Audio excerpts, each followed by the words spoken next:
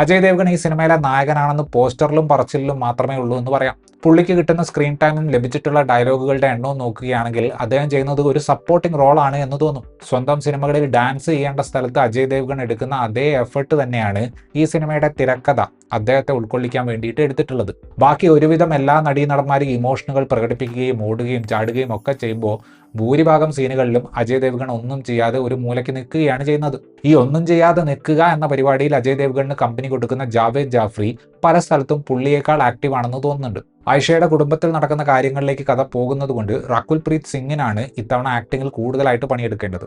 കാണാനുള്ള ഭംഗിയും ബബ്ലി ആയിട്ടുള്ള പരിപാടികളും നൈസായിട്ട് ചെയ്യുന്നുണ്ടെങ്കിലും മോണോലോഗ് പോലെയുള്ള നെടുനീളൻ ഡയലോഗുകൾ പുള്ളിക്കാരിക്ക് കൊടുക്കുമ്പോൾ ഡയലോഗ് ഡെലിവറി ഒരുമാതിരി അലർച്ചയായിട്ട് മാറുന്നുണ്ട്.